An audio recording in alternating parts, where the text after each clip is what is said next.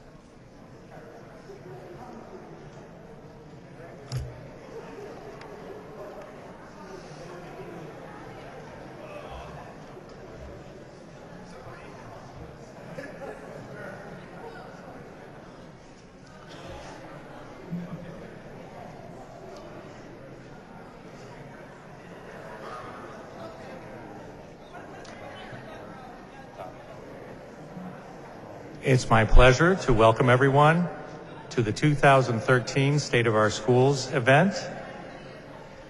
Please set your cell phones to silence or vibrate.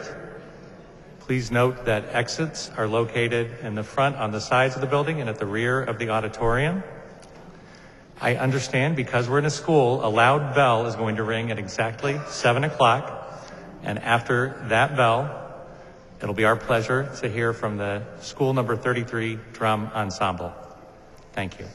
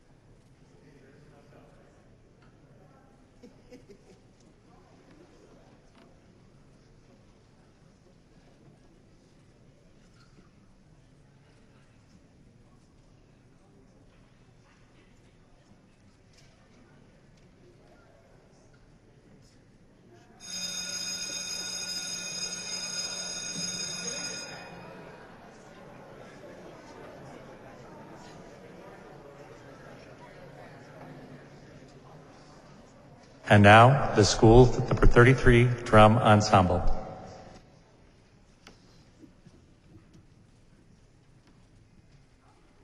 The name of our group is Drum. D stands for discipline. People with self-discipline are stronger. R stands for respect. People with self-respect make good decisions. U stands for unity. We work together. Say we, not I. M stands for music. Drum stands for discipline, respect, and unity through music.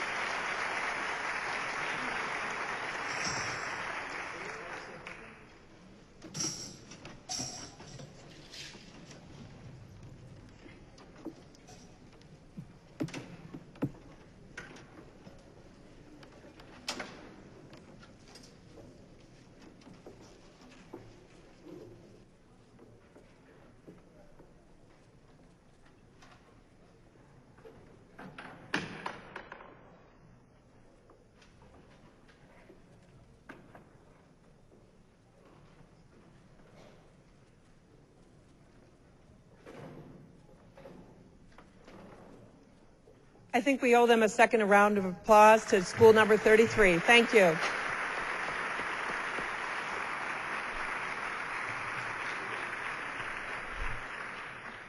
I'd like to welcome all of you this evening to All City High on the Marshall campus in this beautiful, beautiful auditorium. We just have a few housekeeping things before we begin, and so that the fire marshal doesn't come and ask us. We do have 4 exits. This one straight out here enters into the parking lot. The one to my right goes into the back hallway where someone will direct you right out. And of course, there's 2 exits in the back. So again, welcome to this non-traditional high school where school is open from 7 a.m. to 7 p.m. And Chip had to wait for that final bell and that bus when students left at 7 o'clock this evening.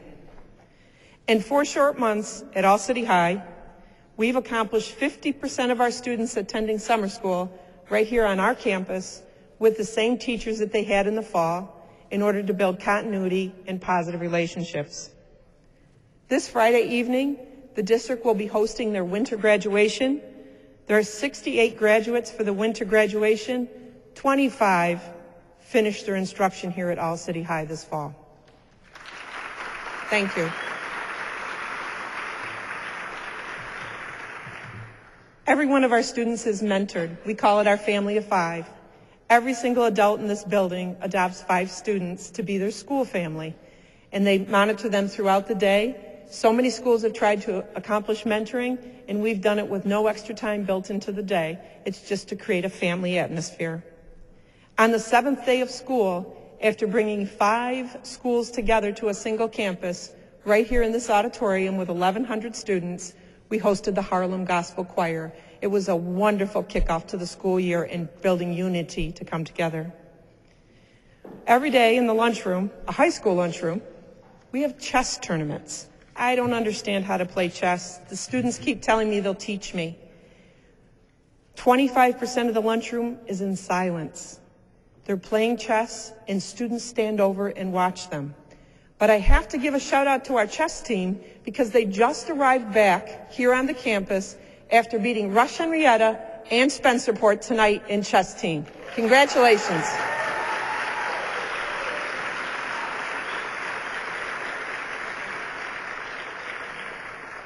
All City High welcomes every single student who wants to join our school family. We offer 6 advanced placement courses, increased art and music from other schools, and a full complement of junior varsity and varsity athletics. So that's a little bit of our kickoff, what All City High is about. Please enjoy your evening. And at this time, I'd like to invite Cordell Andrews to join me on stage for the Pledge of Allegiance. Cordell is a senior. He'll be graduating this June. He'll be walking across the stage at the beautiful Kodak Theater on the Ridge. Cordell, ready? Yes. Could we all stand? Ask him to stand. Good evening. May we all stand? I pledge allegiance to the flag of the United States of America and to the republic for which it stands, one nation, under God, indivisible, with liberty and justice for all. You may be seated. Thank you, Cordell. I didn't want to tell Cordell that I was going to invite him up here to do the pledge until about 5 minutes before we sat down. But you noticed my hand on his shoulder, and you could hear his heart beating with my hand on his shoulder. But Cordell, you did great. Thank you.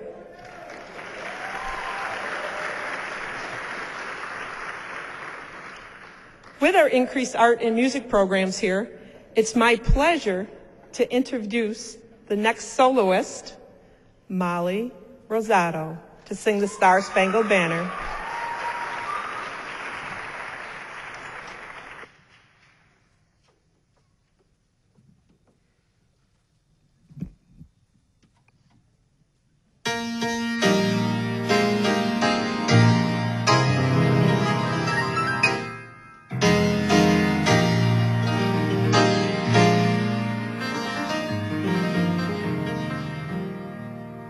Oh, say, can you see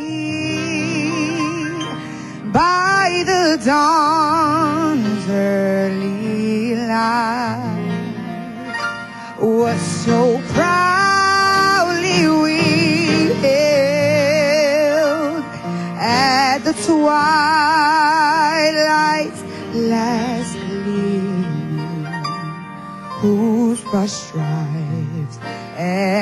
bright stars to the perilous fight. O'er the ramparts we watched were so gallantly streaming, and the rocket's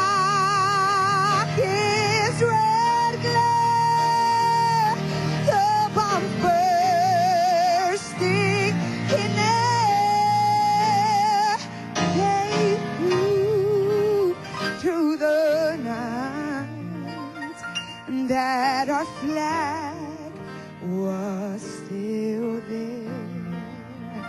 Oh, say, does that star-spangled banner yet wave for the land of the free and the home of the brave?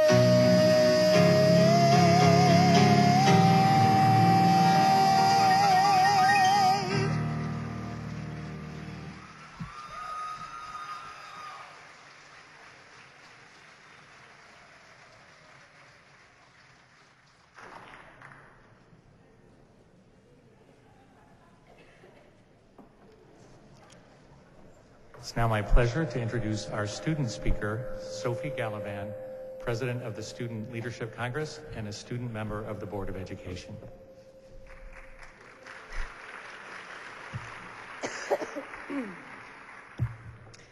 I kind of have lost my voice a little bit, so excuse me. But hello, everyone, and welcome to the Rochester City School District State of the Schools Address. For those of you who are new, my name is Sophie Gallivan. I'm the student representative on the Rochester Board of Education and president of our district's Student Leadership Congress. I am honored to be here tonight and think it's very fitting that we are all gathered here to share information and concerns about our district in conjunction with our celebration of Black History Month. I'm also honored to be a student in the Rochester City School District, where I, along with so many other students, have been afforded the wonderful exposure and experiences that our district has to offer. Sorry. My goal tonight is to share with you, or maybe for some, convince you that despite the consistent barrage of negative data and media coverage, that things are happening for and by students that warrant recognition and celebration. More and more students are signing on and showing up to participate in efforts that are geared towards transforming our district's success rate and to become a model for students in other struggling urban districts. Students have been assisting with early literacy through Dr. Vargas's Rock Read program. Also, 2 students from each of our city schools have been selected for their leadership qualities to be part of a newly created superintendent advisory group. Meetings are held where information, both good and bad, are shared with Dr. Vargas about each school and where the superintendent gives assignments to students to take part and create different district initiatives. I can tell you that Dr. Vargas has made time to talk with and, more importantly, listen to our students, and this has been very helpful in getting students to become participating stakeholders in our education. I especially want to share with you what I feel was a highlight for our students in our district. Back in July, on one of the hottest weeks of the summer, a variety of Rochester City students from Youthers Resources, the Freedom School, and the district, along with numerous city officials, community and business people, faith leaders, child advocates, and parents, people such as Jennifer Leonard, Dana Miller, Wallace Smith, Kate Bennett, Hilda Escher, and many, many more, came together, and we got on a bus and headed to Cincinnati to attend the Children's Defense Fund Conference. This was a great experience that provided our students exposure to areas outside of our city. to other communities and student activists looking for ways to collaborate and to be utilized to improve both quality of life and urban education. Rochester students heard and had the opportunity to meet with educational leaders like Marian Edelman Wright and Jeffrey Canada, just to name a few. The last of the 4-day trip was the most anticipated by students because Maya Angelou was the first speaker of the day. I set my alarm and was at the convention center by 6:15 in the morning so all the students could get a good seat, which we did, thank God. She was, of course, wise and so inspiring. She recited a poem called I'm a Rainbow in Somebody's Cloud, where the following line was mentioned to us all. Show some kindness to the folks who thought that blindness was an illness that affected the eyes alone. Miss Angelou did not disappoint, but we were also so moved and inspired by the parents of Trayvon Martin, who, despite the horrifying loss of their son, they showed up to honor him by encouraging all of us to do well in school and to invest in those who need support and speak up for those who need help. Lastly, I would like to ask that we continue to provide opportunities like these for the Rochester City School District students so that we can continue to participate and celebrate the greatness our students and therefore our district has to offer. Thank you.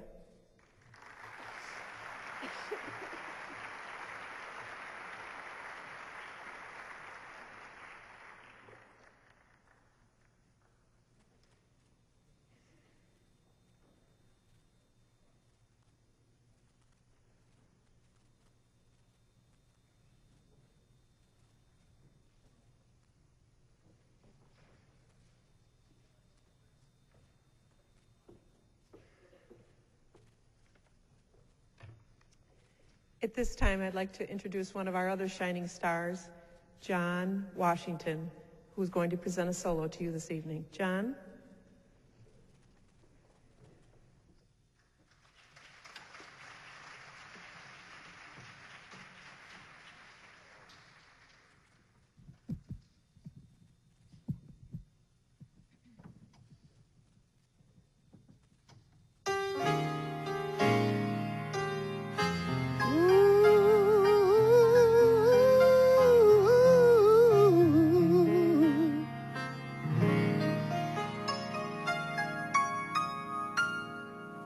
Tears streaming down,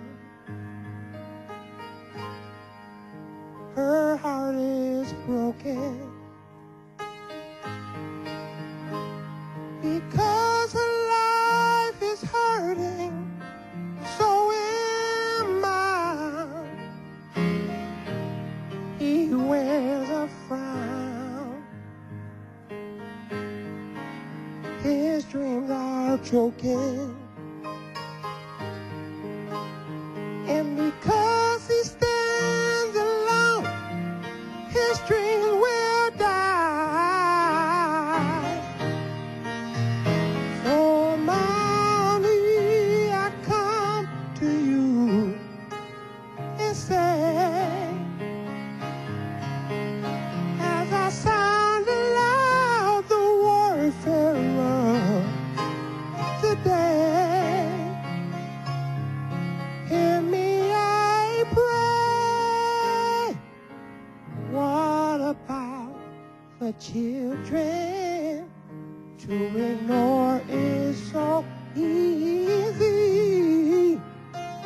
So many innocent children will choose the wrong way. So what about the children? Remember when we were children? And then now for those who love us and who cared enough to show us, where would we be today? Ooh,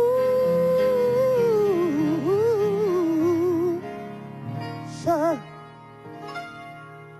where is your son? Where lies his refuge? And And if he can't come to you, then where can he run? Such a foolish girl, yet still she's your daughter. And if you will just reminisce on your days of young, you'll see it's not where you've been or what you've done.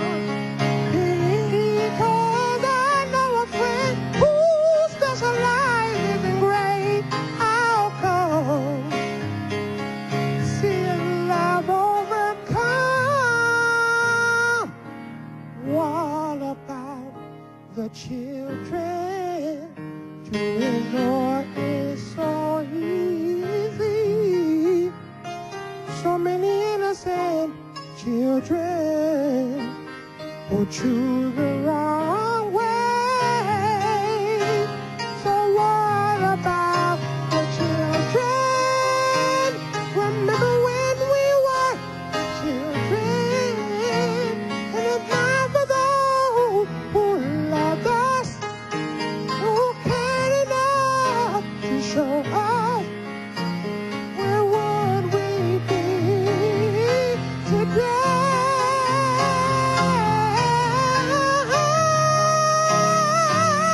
What about the children? Don't turn your back and walk away. What about the children? They need your love every day.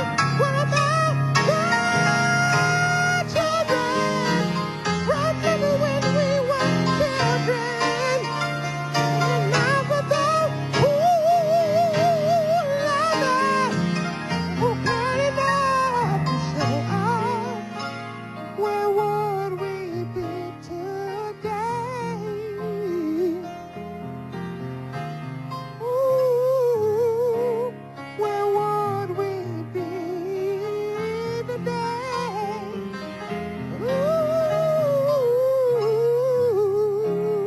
where would we be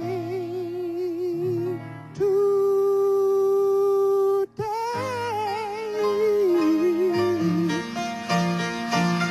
What about the children?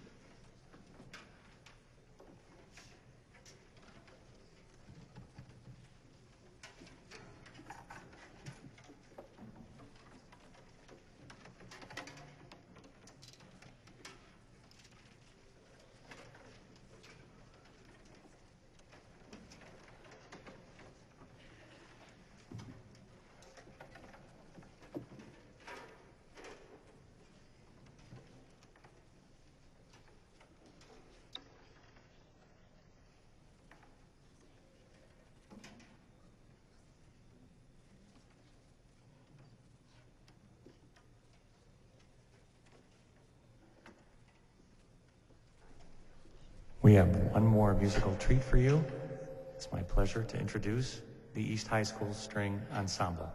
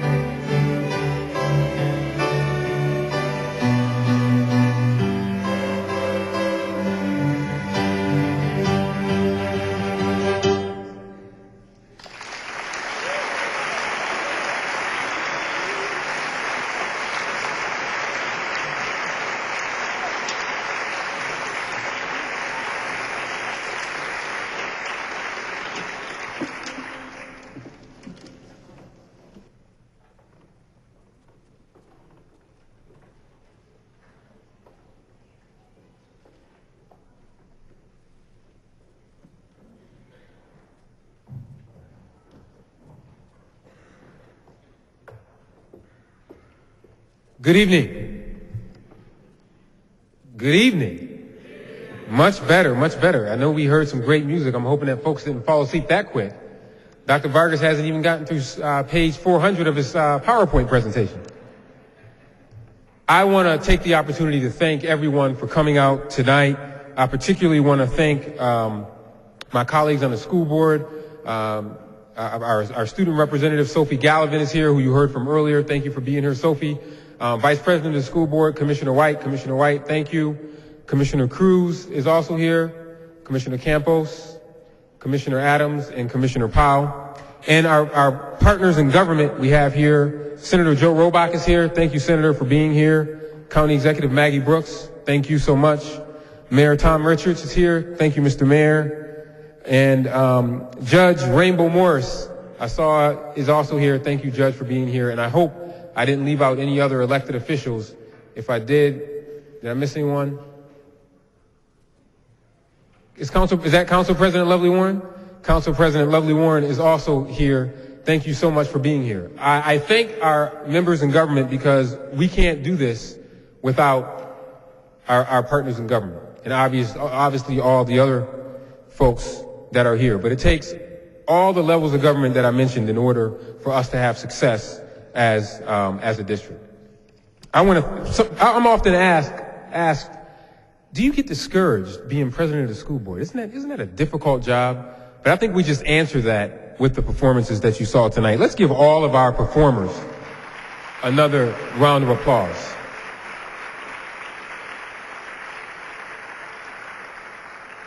Often you need, as an elected official, I tell people being an elected official, sometimes I call it an acquired taste.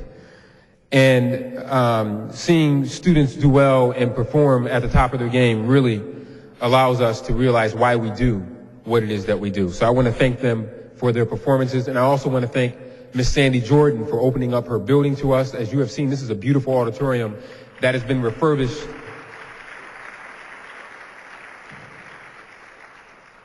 I was saying to someone, I said, this is such an auditorium, we got to rent it out and get some money off of it. I just want to briefly touch on some goals that the board have been focused on over the this past coming year as a governing body, and the superintendent will discuss many of these things in his report that you're going to hear to the community that he's going to give you in a few minutes. I'll be very brief. Everyone knows that I believe in the 5 B's of public speaking. Everyone knows what that is, right? Be brief, brother, be brief. So I'll be extremely brief. The board's objectives are simple. As the governing body of the district, we're interested in academic achievement, school safety and environment, performance management, fiscal oversight and accountability, and customer service. The things that I say to people are no-brainers, things that are necessary in order for us to be able to move our organization forward and for us to be able to accomplish the things that will make all of us in the community have confidence in us as a district. As we move towards 2014, the budget priorities are implementing strategies to address literacy and language skills development. Obviously, we understand if our kids can't read, they're not going to be able to do much else. Expansion of early childhood development and programming, the development of extended day and school year options, and an increased emphasis on parental outreach and involvement. We want to be inundated with parents complaining, but also cajoling in order forcing us as elected officials to do better. Because we know that school districts that succeed and do the best are the ones that have parents that push us to be high performers and to do better. And also, the early childhood development programming is something that I can tell you as a board member I've been personally interested in, because we know that $1 invested in childhood education is $1 less that we're going to invest in prison systems, $1 less that we're going to address in remedial education down the line. So that is something that is extremely important to us. We committed to class size reduction and accountability designs, replicating locally proven educational approaches. We live in a great community where people are doing so many great things, and many of the people that are doing those great things are represented in this room today. And we want to make sure that we bottle what works in Rochester and infuse it across the district so we can move to the next level. Addressing the concentration of poverty to better serve our families. We understand the data. You'll probably hear from the superintendent, but I don't need to go over and over again the challenges that we have with poverty in our community. It's something that we cannot ignore, and it's something that we cannot keep our head in the sand about as we move forward. We have to address it, and the time to address it is now. And then lastly, supporting neighborhood community model schools with wraparound supports. In order for us to build a strong city, we have to have strong neighborhood schools. And the board is committed to making sure that we build a strong city by building up our strong neighborhood schools. I want to lastly end with our promise. And our promise has and will continue to be to recruit and organize parent and community support, to include parents and community members in school decisions, and develop parent and community leaders as leaders so they can one day take the positions of members on the Board of Education. We have parent representatives on every single one of our board committees. And design effective forms of communication and integrate and identify community resources and services. I want to thank the superintendent, who you're going to hear from, for all his work that he has done over the past year and a half. He has done a yeoman's job at trying to position the district for greatness as we go through transitions. And we've been through many transitions in this community. And one of the reasons why we picked Dr. Vargas to be our leader is because we believe that he can bring and has brought stability to a district that has had a rocky period over the last 3 to 4 years. We believe that stability is important, and we believe that he has brought and will continue to bring a level of accountability so that when a person walks into a building like All City High School, that we don't make excuses because some of our kids may come from poverty backgrounds, or they may come from challenge situations. Dr. Vargas has put forth a plan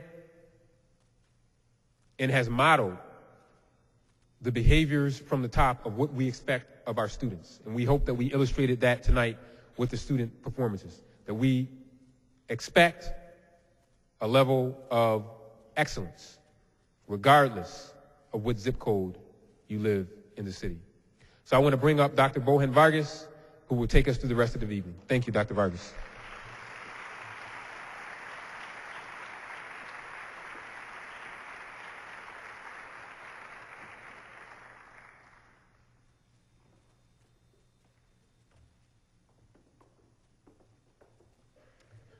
Malik, I could say that you are correct. Being the president of the school board is a tough job.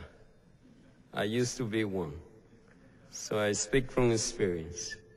And I remember when you were 12 years old, and Malik had a perfect attendance. So that could tell you what I'm going to talk about. And he was successful because he came to school every day, behaved, and by the way, your mom, might she rest in peace, she never gave you a break. It didn't matter how cold the day was, right? Or no excuse. Needed to go to school, put your best effort, and I was so proud of you, of your high expectation, but also your parents, and every teacher that you speak to, that you had it, speak very highly, or your discipline, which I have learned a lot in terms of what is possible for our students. So let me thank Maggie Brooks, our mayors, our president of city council, and we have many distinguished guests as our board members. President Evans, thank you. Vice President Wise, Mr. Cruz, Commissioner Campus, Commissioner Adams, and Commissioner Power. Thank you. And I also want to thank my team and the people that work in the district that are here tonight. Please stand, because every day you get out to work so hard. My team and anyone who works for the district, please stand.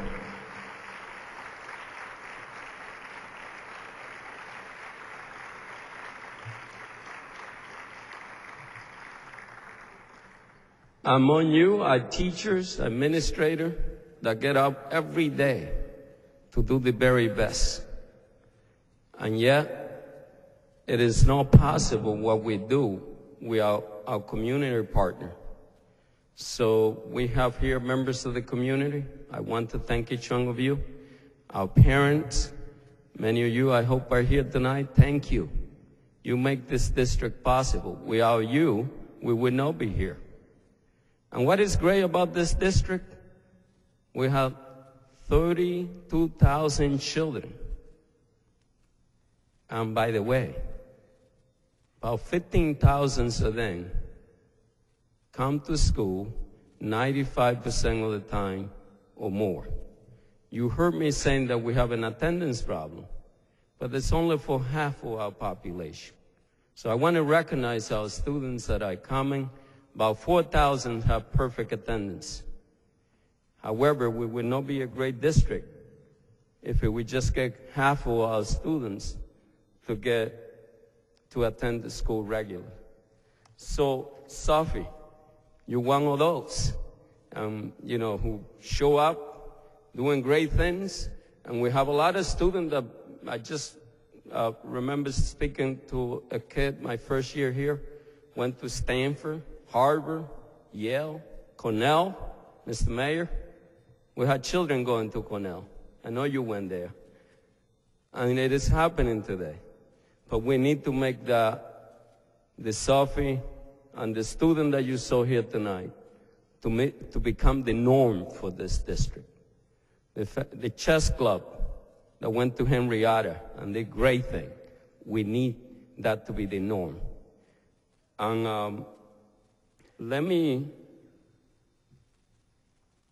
I know Malik, you did the job for me, so in Stumley, you thanked so many people, but let me thank Joe Robat and others for, once again, we cannot do this with our partner, Peter Carpino, who is here from the United Way.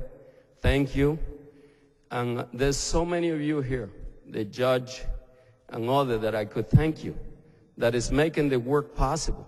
Mary, every time I see you in Wegmans, you say you need to clean our school. Thank you for telling that to me. And I know that every time you see Malik, you say the same thing. And when you see Patty and our chief of staff, you say the same thing. And you are part of the citizen of this community that make this possible. Let me get to talk a little bit about the challenges that we face. You know this, so I don't need to remind you of the challenges that we face, but let me be brief. 55 of our 60 school buildings are in urgent need of improvement. 55 of our 60 schools. We have the lowest test score in New York State, 48% graduation rate, and don't need to tell you that we have a $50 million budget gap. Despite this challenge, we have a firm belief that we can turn the district around. And let me just say one thing for our families and our community and our distinguished guests here. Our graduation rate will not improve. It will go down.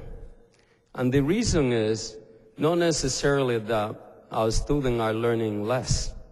It is that now in New York State, children are required to learn more. Every single student in the general education program had to have a region diploma. No longer the Board of Education could design a local diploma for students. So this is a new challenge.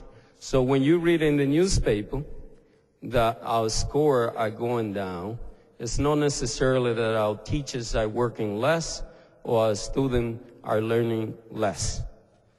What it is that this is a new day. It's the 21st century, and it's going to require that we relentless focus on instruction and supporting our children. and we will be able to turn the district around. Another challenge that we face despite meeting the new challenge is declining enrollment, which again is due to several reasons. But beside the fact, the Rochester City School District will be a smaller district, but we will make it a better district. Just because we are losing population, that doesn't mean that we cannot turn that challenge into a positive. So, yes, we will succeed by creating a district that is highly disciplined and accountable, and with high expectation for our staff, our students, and our community. We can, but we must be disciplined, accountable, and with high expectation for everyone. I will touch on three things that we must do immediately. We must improve the student achievement. We must allocate our resources in an effective and efficient way so that we can fund our priority. And yes, we must engage our families and our community. We cannot do it alone. Although we do have the ultimate responsibility for educating our children, there is no way that the Rochester City School District could do it alone. Again, thank you to each one of you who are already helping us daily. And please, I urge you to continue to help us. And to every parent that is listening, we are going to ask for help from you as well. So, improving student achievement. First things that must be done in this district is that the Rochester City School District provide the least amount of instruction to our student, that our students receive the least amount of instruction than any other group of children in Monroe County. For example, if a child is attending school in Arundequay, that child, West Arundequay, has about 3 weeks more time on instruction than our children in the district. Common sense tells us that if our children need more and need more support, that we are going to need more time. We do understand that time is not enough. It's not the only thing we need. Of course, we need to improve our instruction. Of course, we need to improve art, music, sport, and extracurricular activity. And yes, we need to have a vigorous curriculum for every child. But this is not possible unless we give our children and our teachers more time to provide the support that they need. And I'm happy to tell you that the Ford Foundation is working with us right now, and our teacher union and our administrator are on board, and they understand that it's necessary for us to give our children more time. And next year, we will have 10 schools that will be providing our students with more time on task, more opportunity for academic support, to take AP classes, for arts, music, sport, extracurricular activity. So our children will have similar opportunity to the children outside the city. That is possible, by the way, and we can do it with the same budget. I am the only superintendent that I've been asked by many of my colleagues to say, how could you be saying that you are not cutting music, art, sport, or extracurricular activity when you have a budget challenge? I say, because we are going to spend our money differently. Plain and simple. We had to have priority here. And the priorities for this district, and I have pledged to the board, President Evans, you will never see a budget where a superintendent that will cut arts, music, sport, or extracurricular activity, or AP, or rigorous curriculums for our students. We cannot do it. We cannot do it to our children. They don't have a second chance. Maybe it's because I didn't have art in high school that I'm so passionate. And I couldn't sing like that young man that you witnessed tonight. But I want to tell you that the thing that troubled me the most is the lack of opportunity that our children have, because we have a culture here. A particular Wednesday, my wife, Jill, thank you for being there, but Wednesday is her worst day for her. Because she hear me and say, look, I went to Monroe High School at 1:15, and we have a culture like we swept the children and send them to the neighborhood, knowing that they need support, academic, social, emotional, and yes, they need a great band, great sport, football, all things that we used to take for granted. Let me tell you a story about sport here. My first day as a superintendent, or instructional day, I went to Monroe High School, and there was a group of children with the Edison uniform, football uniform. I said, oh my God. You know, I went to school in New York City, and I remember those days you get in trouble if you wear the other team uniform in your school. And I said, well, what are you doing here? You're supposed to be in your school. And they said, no. We go to Monroe, but we don't have a team here. Our team is shared with Edison. A recent study from Harvard suggests, and it is confirmed by my experience here in Rochester, that if you're a black male or Latino male in Rochester, you have less opportunity today to play sport than you did 15 or 20 years ago. So our priorities informed by students and my experience going to our school. So I said, and continue to say, that we are going to increase it. You're going to see more sport in our school. Reading. Common sense, and President Evans just remind us, if we don't get our children to read by 3rd grade, they are going to face serious challenge. When a child is not reading on grade level by 3rd grade, the research is very clear. That child is going to face difficulty in 4th, 6th, 7th. And if there is not appropriate intervention by 8th grade, the likelihood that that child will drop out of high school is about 70%. So the district will not be able to improve our graduation rate in a significant way unless we improve the reading level of our children by 3rd grade. It's common sense. Pre-K to 3rd grade, you learn to read. From 3rd on, you read to learn. Every educator knows that. Our teachers know that. They have been telling that to us.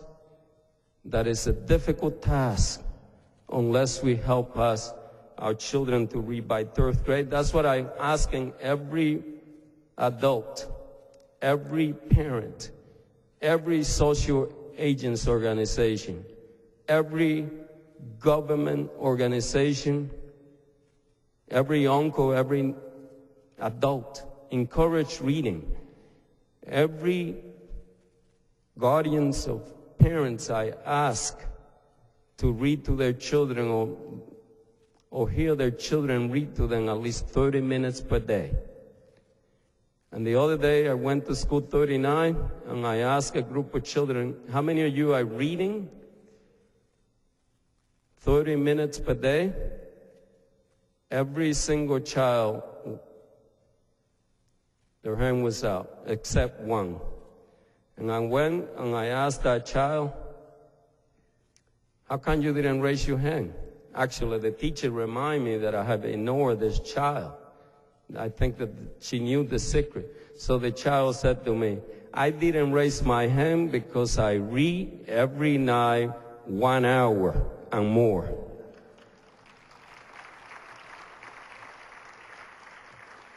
That is an example that teacher cannot do it alone, or the school. And thank you to that parent. Shame on me that I didn't take the name of the guardians or whoever is taking care of that child and send a thank you note. The Common Core, many of you are familiar that now we are required to have a new curriculum that is being implemented in the entire United States. It's no longer the case.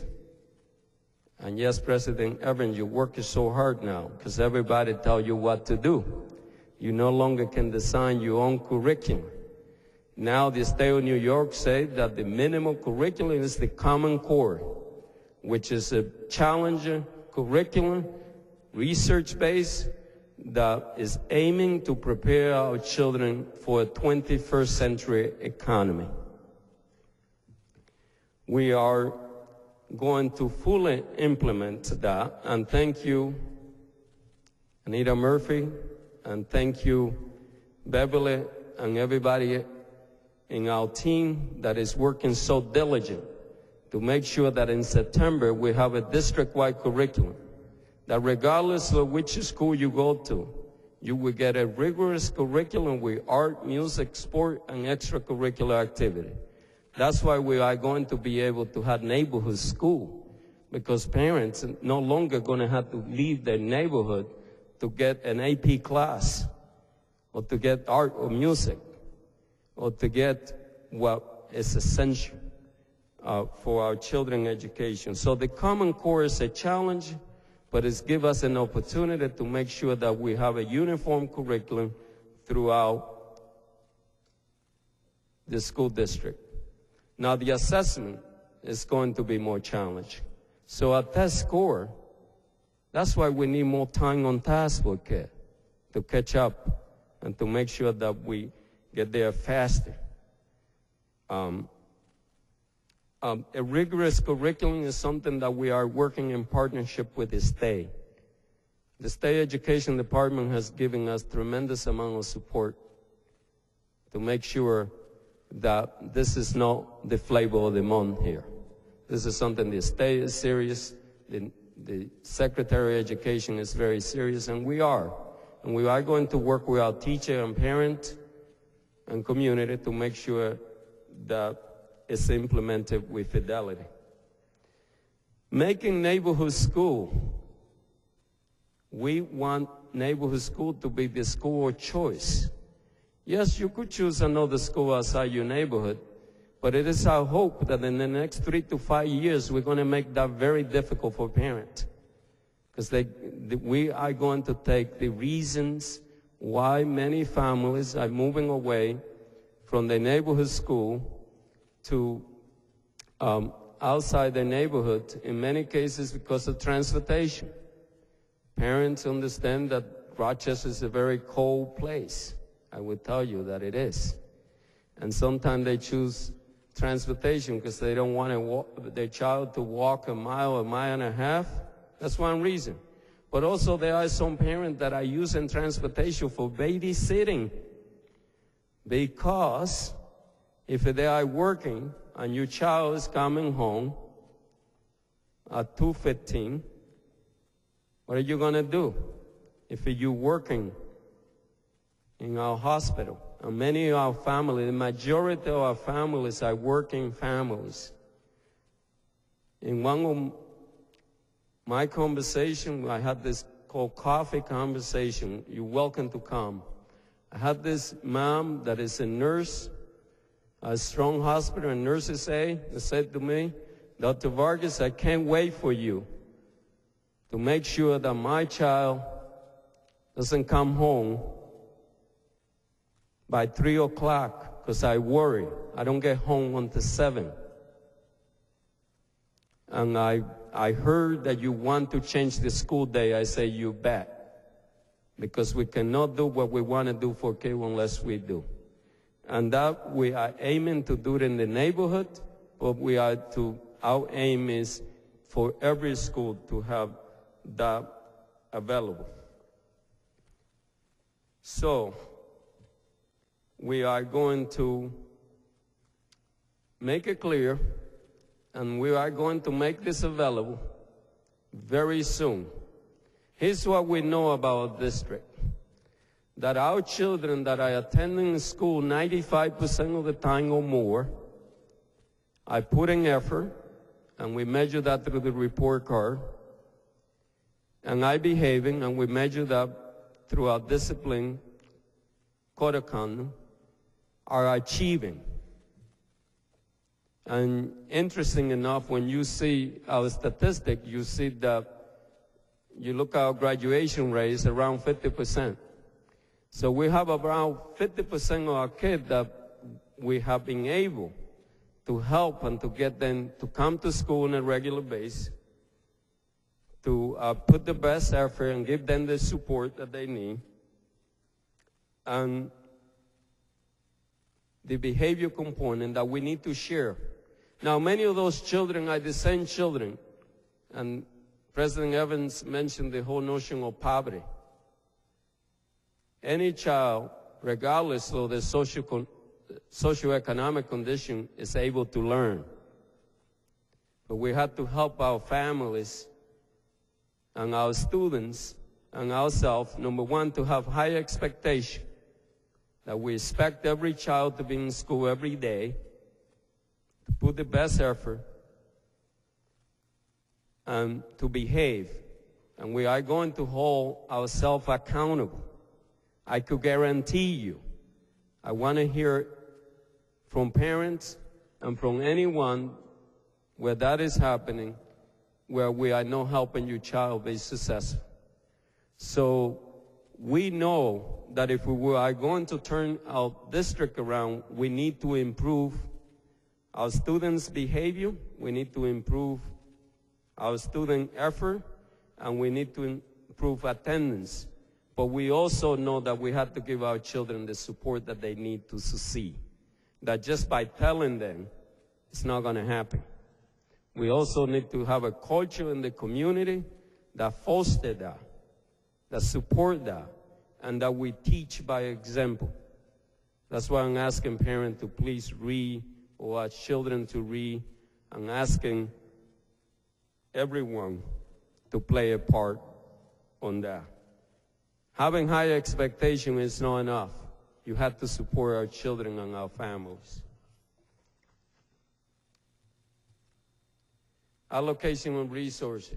Once again, to me and to the school board, we must examine how we allocate our resources.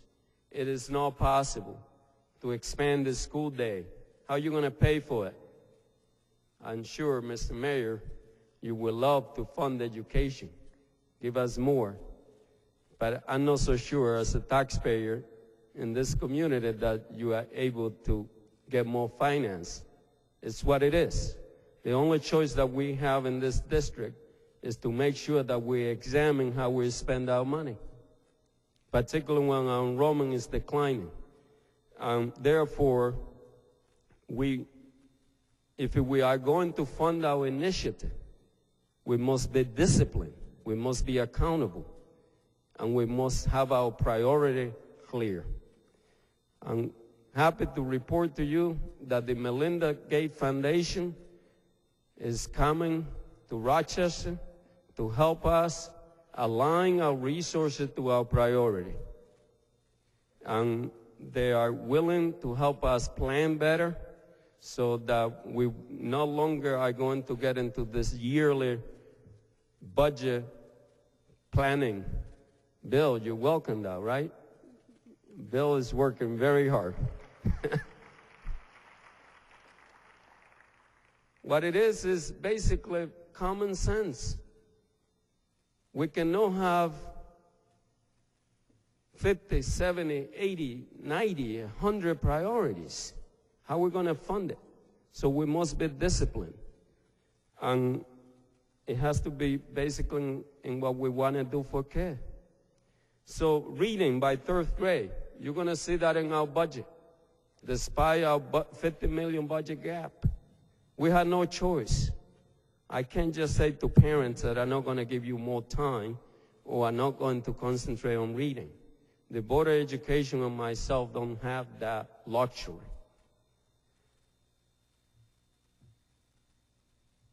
Implementing the Common Core. I can't tell the nation or our families or our children that we are not going to implement a rigorous curriculum for every child. We cannot tell our families that children are not going to have the textbook or the technology that they need, or the arts or the music or the sport or the extracurricular activity. I was a child, and what was true for me is true for our children today. I was a child only once, although today I wish I was one. When you have a hard job, sometimes you wish you were, like a kid playing music and, enjoying yourself like we saw today. Our children only have one chance. And this community right now it's our last chance for this district. And that has to be understood. What do I mean by that? If we fail this time, the district will be a different district, and the consequences for this community will be enormous. So we must turn the district around, and we will do it with common sense. And that begins, as I say, by clear priority, allocating our resources, and relentless focus on instruction and supporting our kids and doing the right thing for them. Strengthening neighborhood. We cannot strengthen our neighborhood without strengthening our school. President Evans just said that more eloquently than I could say that. I hope that one day you will be superintendent. It might be easier than school board president. So strengthening our neighborhood schools. We are going to begin to work on that. I'm working with a group of people around school number 17. And guess what they're doing? They are going to go around the neighborhood and help parents to register their kid. Because I will tell you that our registration system is so confusing and challenging and difficult. And it's only one place that you can go to register our kid. We will change that. Your neighborhood school will be a place that you can come and knock on the door and you'll be received, welcome, and you'll be able to register your kid there and find out what is available there for your child.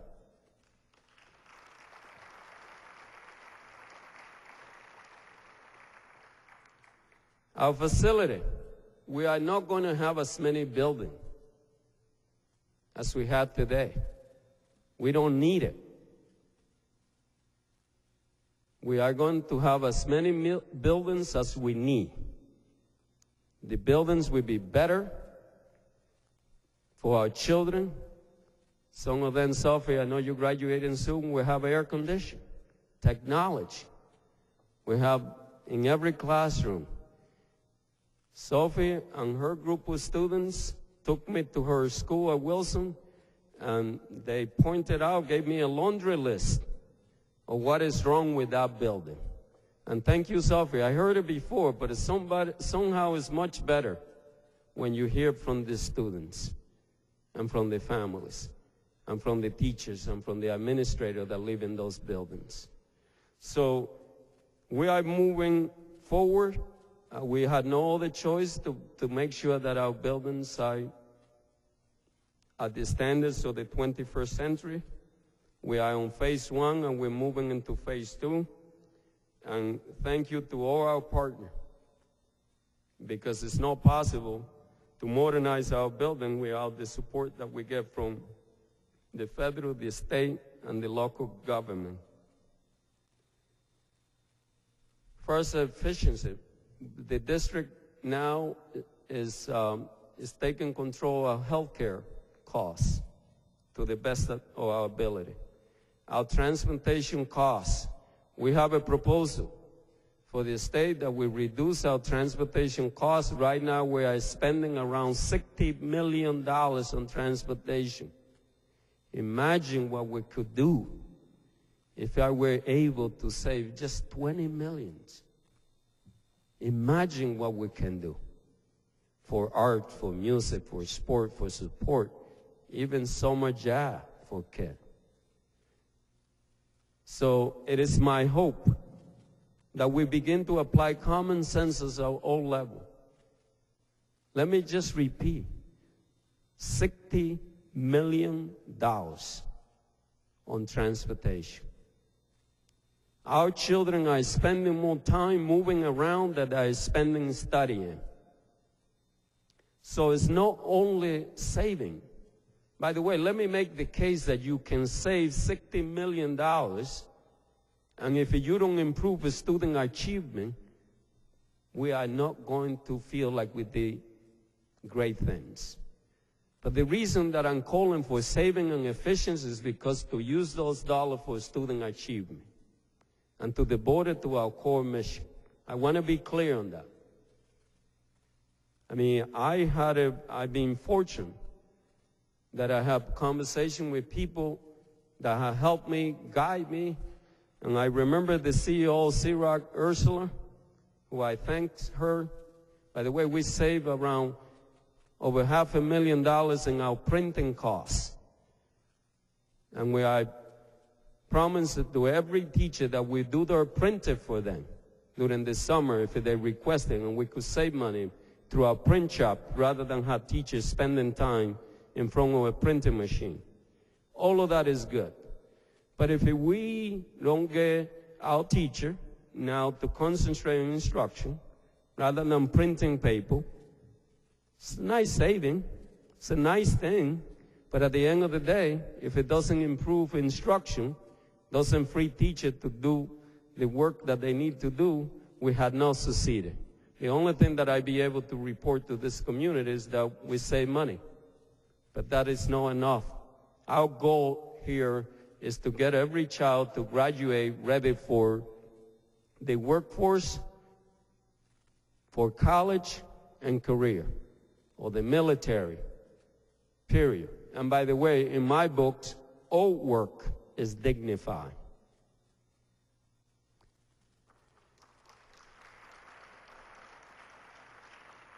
What do I mean by that? If a child just wants to have a high school diploma and be a police officer, fine. Or be a lunch person, a lunch lady, or lunch man. Why does it have to be lady? I don't know. English is a strange language to me. Lunch lady. Never met a lunch man, although in my high school in New York City, I saw a couple of men around. But I don't know what they were called. So the point here that I'm making is that when I talk about efficiency and the school board talk about efficiency, it's not just for saving dollars. It's for doing things for our children that we are not doing today, that we must do. As I said, if you don't believe what I'm saying, that our children have less opportunity today to play sport, for art, for music, for extracurricular activity, for AP courses. It's not because we are spending less money. It's because we are using more money for different things, such as transportation and all this stuff. We are looking for community input, parents, families, students, as we move to improve our district, not just to improve our operation and our finance, but everything that we do. We will, and we are in the right trajectory to put the district in a stable district, financially, when it comes to academics. And by the way, to the people who work in this district, I do know I have a lot of people who have said to me, I would love to move to central office and help you. No, the biggest help that I need is in the classroom and managing our school.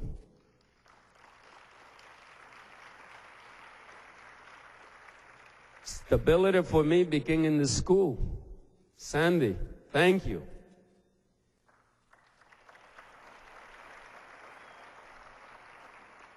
I gave Sandy the most courageous task. People told me you cannot put children together from the east and west of the Genesee River. There's different trouble you're going to get. They have different school. And we had a group of school that is called phase in, phase out. And what that means is that you close them slowly and you open new school. And the morale was very low. Our students didn't have the opportunity that they need that you saw here today. And I want to publicly acknowledge, thank you for your effort and thank you for that courage. You did believe in our children. And you did believe when people were telling me why we couldn't do this. And by the way, it's not perfect. It takes 3 to 5 years to do something well.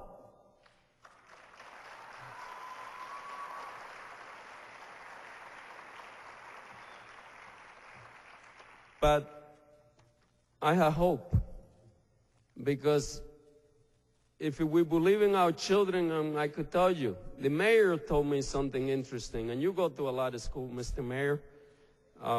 Thank you. And by the way, everyone here is welcome to come to our school. The doors are open. We need you. And you can come there even if you're going to criticize us. We don't mind criticism. We can now improve. Families, community members. Just be positive, like leadership. I mean, we need encouragement, but we also want to hear what we need to do well. So, as I'm talking about community partner, and let me move from this financial to community partner, as I'm saying input. Engaging families and communities is essential. I don't know of any district in this country that is successful without strong parental and community engagement. Every educator knows that. So therefore, that our behavior and our effort has to be contagious throughout the system.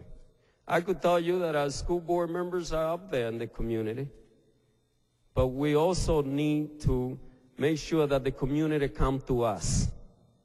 And we're inviting everyone to come to us and to help us and give us some suggestions. We're open for that. So we want to improve our community engagement and parents' engagement through communication.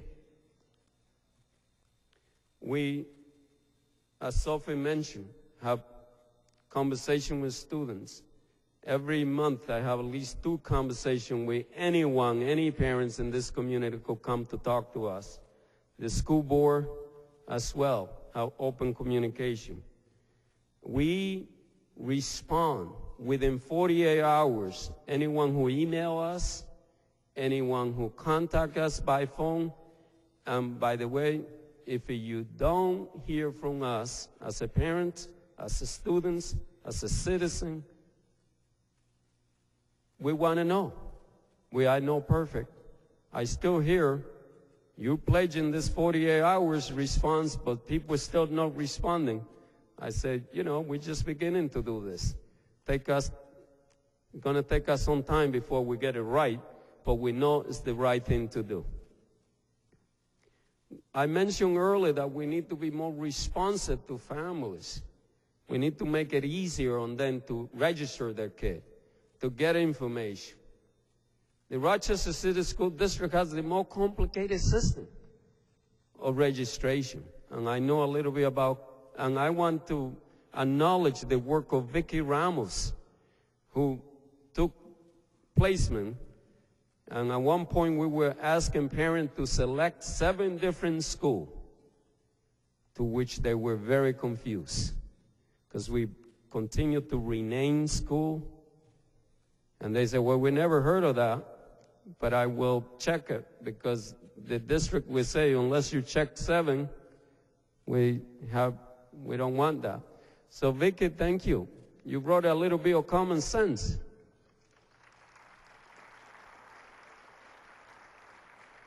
You say, let's put 4. A little better and more clarity. And hopefully we get to the point that we say, we will guarantee to every family that live within half a mile of their school placement,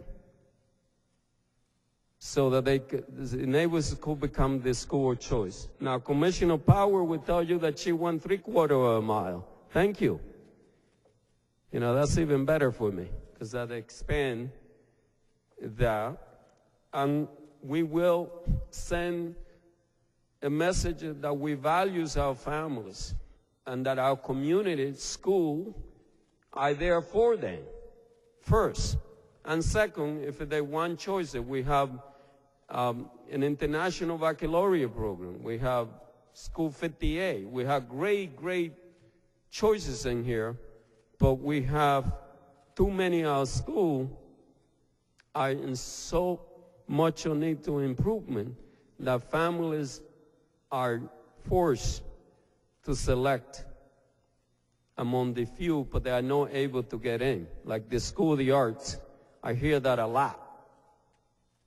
But to me, the approach that we're saying, yes, you can replicate another art school, but then you leave in 54 other behind.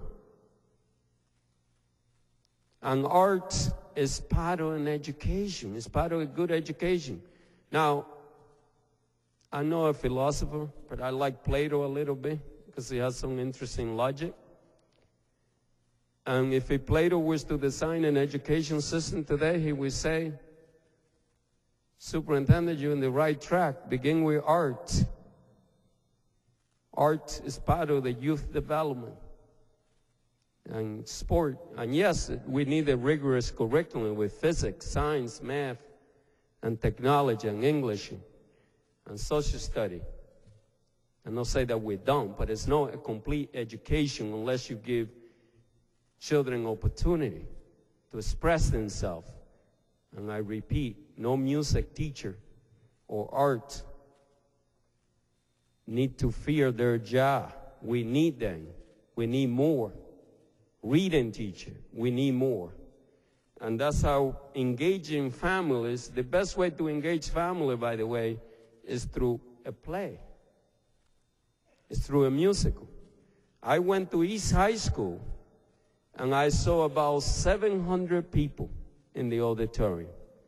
About 500 were youngsters, high school kids. And it was an interesting thing for me. There was not a single police officer in there, Mr. Mayor. And I said, what's going on here? No one is checking.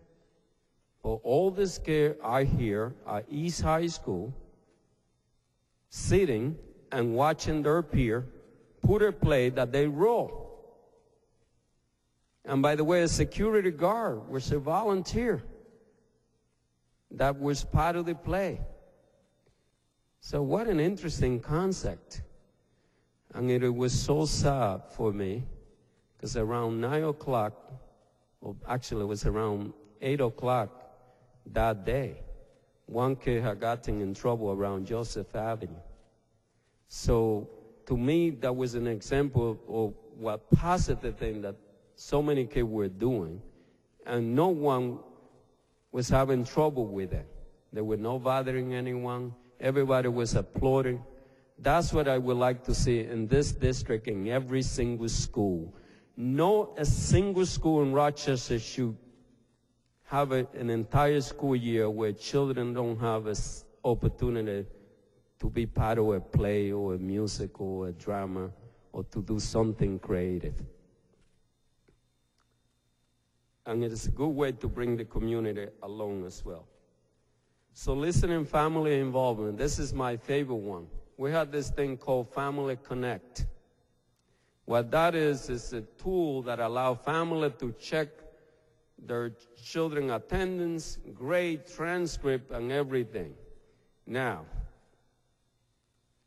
This would have been my mother's dream, to be able to check my attendance, my behavior from anywhere in the world, and that would have been my greatest fear. I'm asking parents to please, I understand that they do work, and I understand that some of them have challenge. Even if you don't have a computer at home, our public library system is a wonderful asset. You could stop by a library every 5 weeks. If you cannot do it every week, please check Parent Connect. You can do it 24 hours. It's a wonderful tool. I know Malik could share my worst dream in terms of having your mom or your dad or your uncle. And I'm asking our community to promote this tool. We do spend a lot of money. By the way, this is not free to us. And we make that available to families. So we are asking every family to use this software. Every employer, if you have a parent that has a son or daughter in the Rochester City School District, please promote this tool. Allow them to use 5 to 10 minutes to check their report card and attendance at least once a week. This is thing that the community can do, and it doesn't cost a single dollar. Actually, it's interesting because I think some people know that. Some people even check what is that called, a Monday, when everybody do shopping, right? I wish I could have a day like that, like every Monday, every person that had children in the Rochester City School District is logging into a point that it almost get us in trouble, and we had to get a new update of technology. Recruiting fathers. It's not just mom. The responsibility of educating our children is everyone's business, but also is the responsibility of raising them. All of us need to help. And I'm asking the father in particular to be more involved. And we do have a lot of emphasis for that effort. I'm beginning to see some of our fathers more involved. By the way, you don't have to have a son or daughter to play that role sometimes. Sometimes some of us do. So I'm asking you to, be a mentor or a father-like to a kid. And by the way, don't fill any paperwork. If you live in a neighborhood where a child is next door, doesn't have a father figure, you can play that in your neighborhood. It doesn't have to be in the school. We are asking our families for opinion through family survey. And we are welcoming our community partner, business and higher education non-for-profit, to help us. Let me thank Wegmans and the colleges and universities and others for helping us. Wegmans have gone beyond the core duties. Paul Esperanza, for example, spent time with children in our school. And the only thing that I'm asking him and others, don't give up, because this is going to take some time before we get this right. And we have many businesses. This community is very fortunate, and many social services organizations. The United Way, Peter, and the mayor, let me thank you. Mayor Richard and Peter, here's what I'm thanking you for. You have helped me deal with the most difficult challenge that we have, and that is truancy. You have gone door to door with me, Mr. Mayor, and I appreciate that.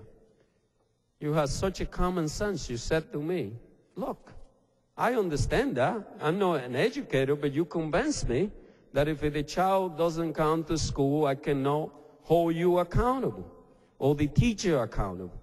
The only way I can hold you accountable, and you say this to me, is it true that you have problem with the attendance data? I say, yes, we do. And you challenge me. Say, don't get anyone engaged or involved until you fix the data, and it is fixed.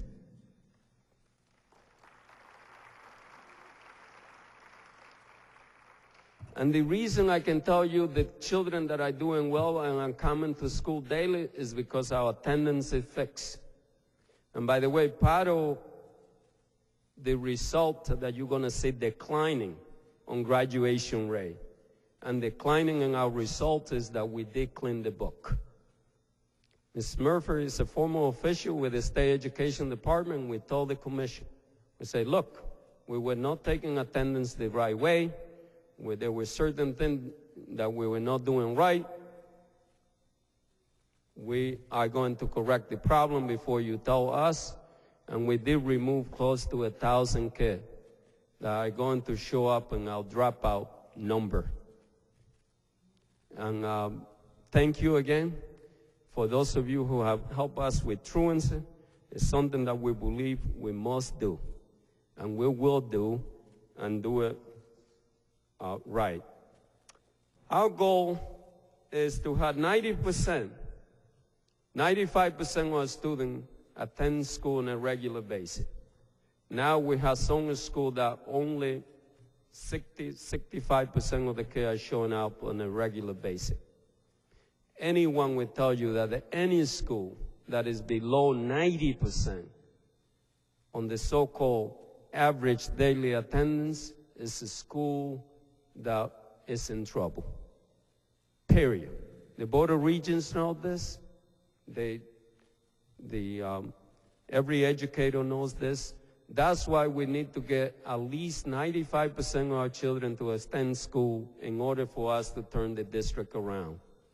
Again, the Rochester City School District has the ultimate responsibility for educating our kids, but we cannot do it alone. We have to get help from families, community. I have met youngsters that they say, I wasn't in school because the alarm didn't go off or whatever. So you saw me yesterday going door to door. We had a community-based organization and all they helping us with this. And by the way, this is not a flavor of the month. This is going to take us at least 3 to 5 years for all of us to get it. I know that the majority of us get this, that the child has to be in school. And one of the reasons that I so appreciative of our teacher union, our administrator, and we got along and we were the first in Rochester to negotiate a teacher agreement. And the reason was because I said, look, I'm willing to sign an agreement that said that if the child is not in school, we're not going to hold you accountable. We're only going to hold you accountable for the teachers that are there. I mean, the students that are there. It's common sense, right? So 95% is a goal that we can achieve. Reading. I want this city to be the first city in the United States where 90% of the children are reading on grade level by 3rd grade. It can be done. That kid that told me, by the way, low expectation in my part, and thank you to our librarians and everybody that is pushing this, that she's reading 1 hour per night, it's going to be among those kids. And the support that we're going to give them in the summer. And reading has to be contagious in the part of adults. We have wonderful public library system here. I only could tell you because I'm crazy about the New York City Public Library, but maybe, I don't like to say, maybe we are even with them. Although the Fifth Avenue Public Library is difficult to match, but I don't think we have the money, but we are no poor here. Let's be frank. Every neighborhood has a poor public library. I got millions of books that children could take every Friday home to read during the weekend. Our librarians are wonderful. They're open and willing to give children books. The public library system just forgave over $300,000 because some family couldn't check out books because they owe it. So thank you. I know that's a loss, but there's more loss when they don't read, or when they check out, they cannot check out the books. Student achievement. More than 60% of our students in grade through 8 will meet or exceed the benchmark that is imposed to us by New York State standards. We are not going to get there tomorrow. Notice I'm not putting promise in here that this will be accomplished tomorrow. Please don't believe me if I tell you that we're going to do that next year. But you will soon, we have some date that are appropriate. Graduation rate, we definitely could get to 70% in the near future. Once again, you heard me say, what would it take for us to get there? School quality. We want to be the first district to have 0 school in the so-called priority school. Priority school are the school that are performance of 5% of the students, 5%. Are in the lowest 5% in terms of student performance. The lowest 5, and right now we have far too many. Actually, Rochester have more priority school that are function in the lowest 5% than any other district in New York State. That's why I'm asking you that there's a sense of urgency. There is a sense of urgency. Not just in the part of our teachers, our principal, our administrator, the central office of the school community, but there's a sense of urgency for all of us. Yes, we want to have a highly disciplined organization, highly accountable, with high expectation for every child, every adult, but a sense of urgency is needed.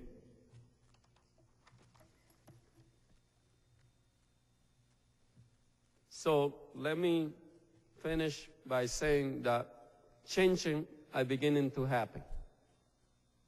We are not there, but I think that we're in the right trajectory. We're in the right track. We have a new leadership team that, by all accounts, is one of the best that you've seen. Our district finance, we are taking charge. We're no longer putting our finance in the hand of Albany or the city. We are saying we are going to do everything we can to spend every dollar in our core mission. We do have accurate data. Our data now are reflective on our attendance, our test score, our enrollment is accurate, our suspension, and so on and so forth. And you do know that we do need accurate data. That's important to make decisions. Can't just talk and go around that you're making decision based on data. We are having the appropriate data. Then you're going to make the wrong decision, right?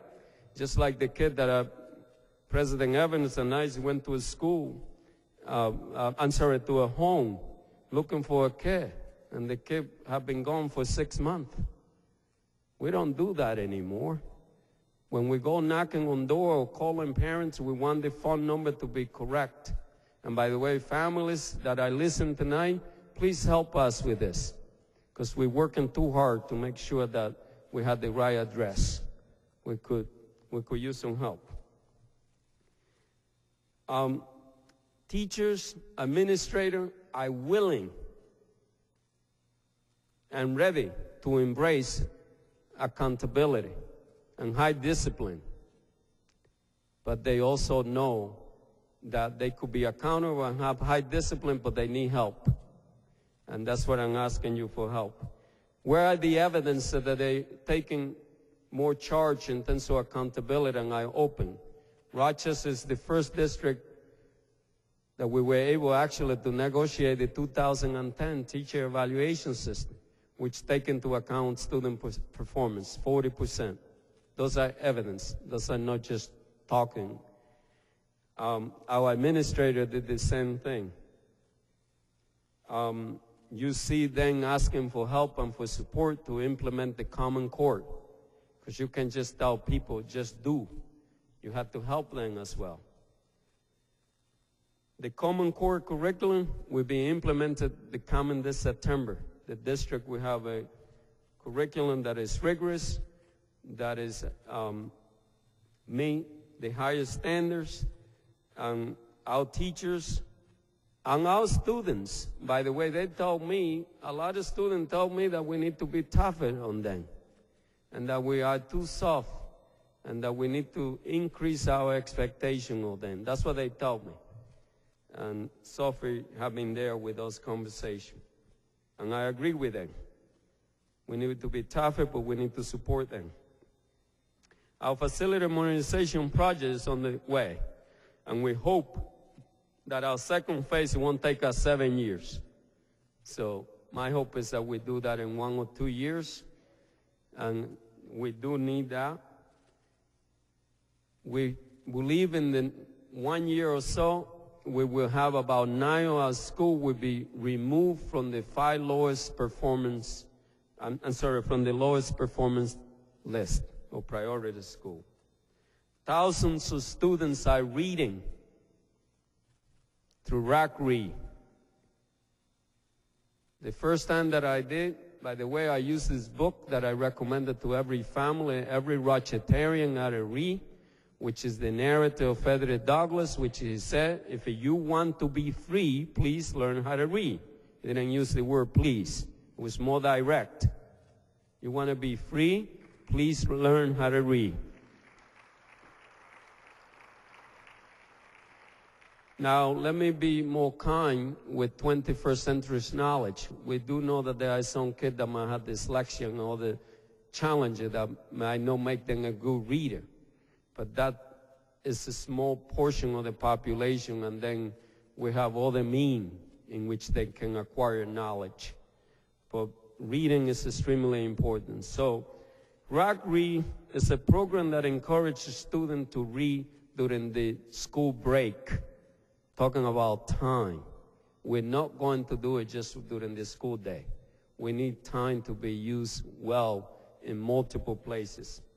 Thousands of students, as I mentioned, are reading at home. Let me remind every adult, every family that is listening to this, it is our expectation that every child will read outside the school. We have books for them, and we need the help of their families and every adult in this community to make sure that that is happening. Our community engagement, we begin to engage the community in this more trouble issue, and that is truancy. By the way, if you want to deal with a crime situation, President warned, you cannot do it unless you address truancy, at least for the younger population. Every police officer will tell you, and every judge, I know President Evans referred to you as Judge Rambo, you know this more than anybody, that any youngster that you see before your court that is 16, 17, 18, 19, you know that the trouble began first to be shown in school.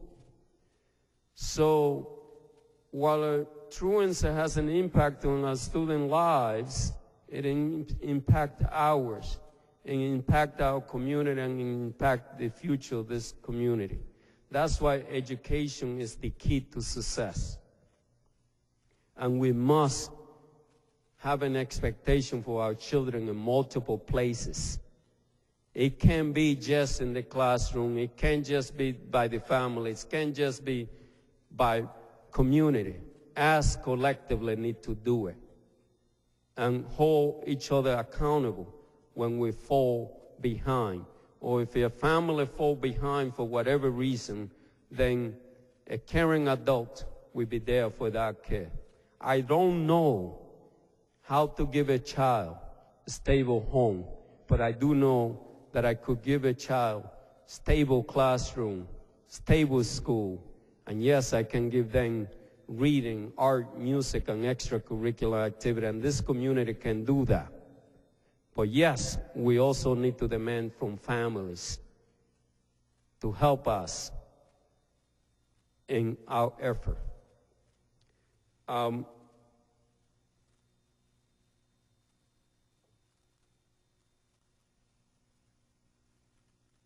Again,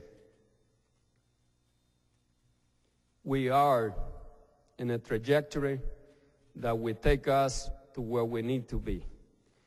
All you heard from me tonight was a lot of common sense. I hope. So I'm asking each one of you here, whatever you heard that makes sense, just pass it along to your institution, to your colleagues, to anyone in this community. Again, as I mentioned to you, we are ready. The Rochester City School District have been used at least as a model. I won't tell you how many superintendents contacted us at the last minute because they need to meet the Cuomo expectation, otherwise they're going to take some funding. And they say, how do you do it? We say we cannot do it alone unless you collaborate with your labor union, unless you collaborate with your community, and unless you get your act together, you're not going to get anything done. And we were able to help. So Rochester, despite the challenge that we face, are doing some things right, but we are not doing enough. By no means I'm taking credit, by the way.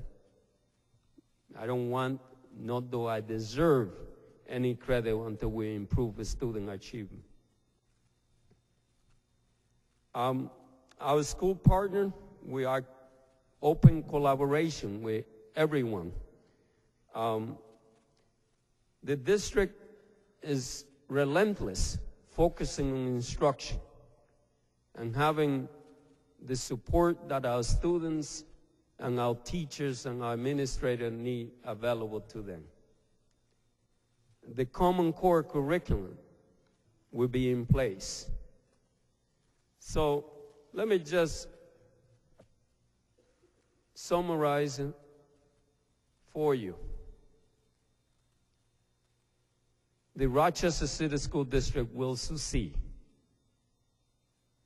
But it won't succeed by just having a plan. It will succeed when I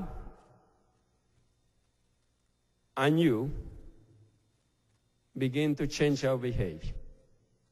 I think that here's what I mean. We no longer, as a district, can look at the issue of truants the other way, or have a slappy data, or a slappy practice, or continue to give our children the least amount of instruction. It doesn't make sense. So in order for me, of us, to give our children more time and support, we're going to have to do things differently.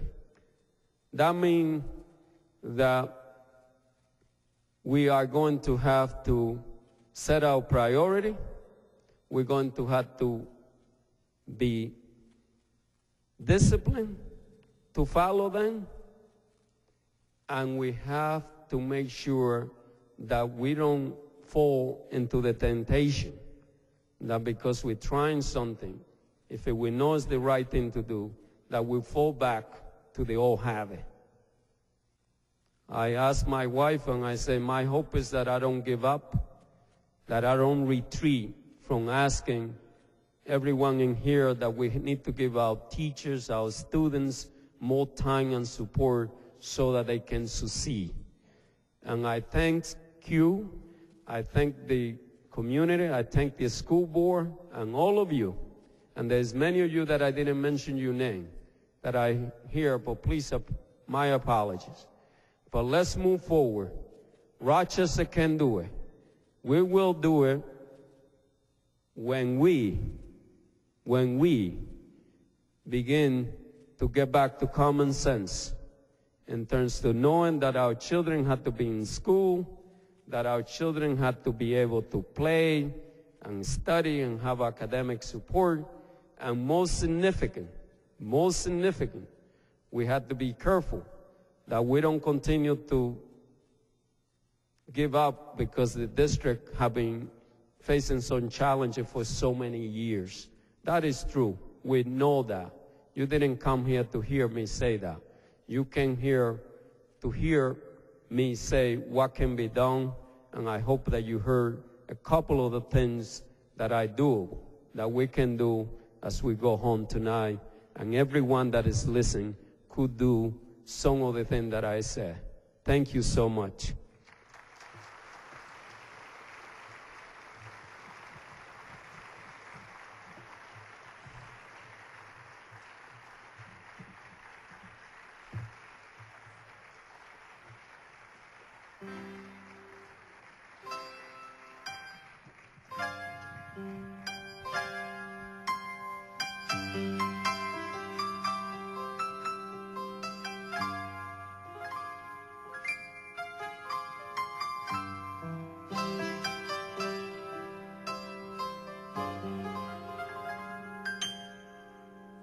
I used to think that I could not go on,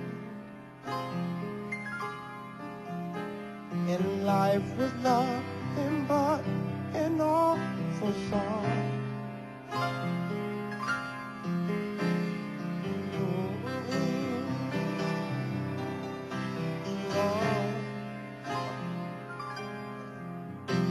I'm leaning on the everlasting arm.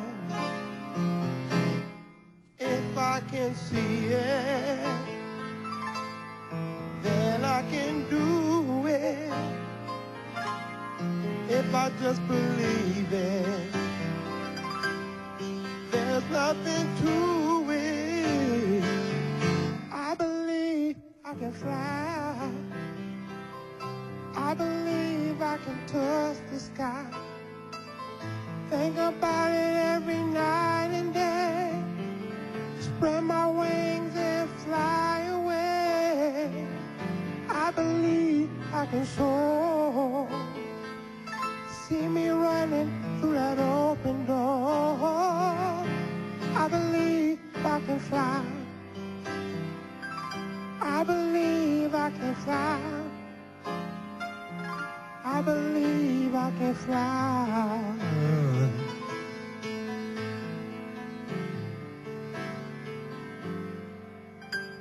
See, I was on the verge of breaking down. Sometimes silence can seem so loud. There are miracles in life I must achieve. But first I know it starts inside of me. Oh, if I can see it, then I can be it. If I just believe it, there's nothing to it. I believe I can fly. I believe I can touch the sky. Think about it every night and day. Spread my wings and fly away. I believe I can soar. See me running through that open door. I believe I can fly. I believe I can fly. I believe I can fly. Hey, 'cause I believe in me. Oh,